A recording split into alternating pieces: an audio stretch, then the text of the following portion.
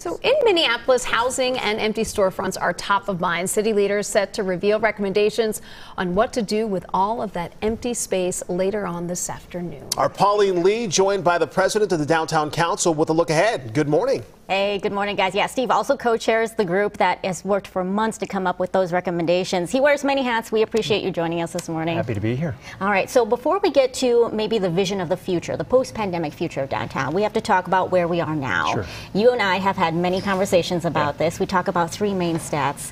People coming to downtown to enjoy our venues, our festivities. What was it, 8 million, more than 8 million last year? 8.5 million last year, and I think we're going to blow through that number this year. Yeah, for sure. Getting closer to that 9 million that we saw back in 2019. In terms of people living downtown, that's definitely back to where it used to be. That's right. It's still growing. Yeah, and growing too. The one thing that we have to put a little bit more energy into is the changing aspects of working from home and people not necessarily being here in downtown for the entire week.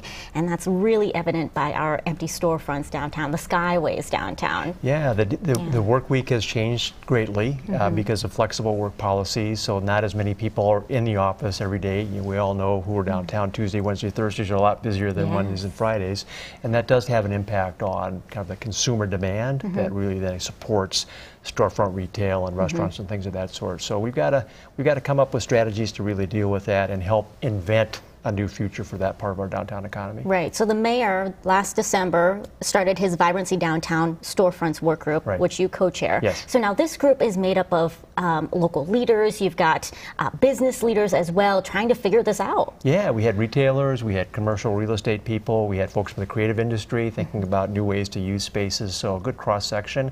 We also reached out to other people, residents downtown, other folks that couldn't be on the working group, just to get as much input as we possibly could to fashion these recommendations. So now, were you looking at other cities around the country as you were coming up with these recommendations? Sure. We know that other cities are facing the exact same challenges that Minneapolis is, and some have already come up with approaches to deal with this issue, so we wanted to learn from them. But we also are doing some interesting things here already that we can build on. I mentioned our Chameleon Shops program, for instance, that's bringing BIPOC entrepreneurs into downtown. We think that can be a platform to really expand on in terms of bringing other uses into these vacant storefronts. Now, we've also talked about other uses in terms of empty office space, some of that being turned into apartment living downtown with the old North Star building.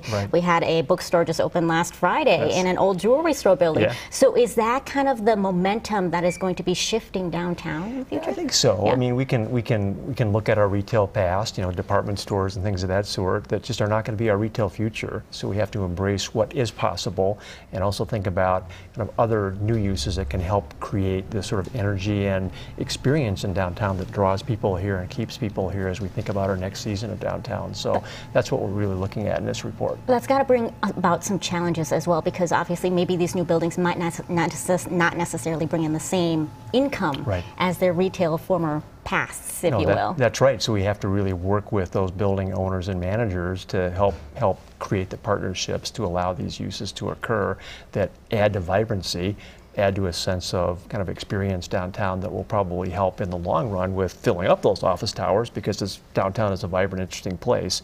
But in the short term, maybe they don't generate the same level of revenue. So we have to forge a whole new set of partnerships and really think a little bit differently about how we're using our space downtown in order to create this new future that we all want to embrace. And I know we're out of time here, but do you think, is it doable? It's absolutely doable. It's a very doable report. All right. Well, Steve, thank you so much for your insight. We appreciate it. Later on this afternoon, about 12:45 or so, the city leaders, Mayor Fry, will also issue those recommendations. So we look forward to that. We'll have a full report coming up at noon, as well as online, CBS News Minnesota and WCCO.com, guys. All right, Pauline, Mr. Cramer, thank you so much.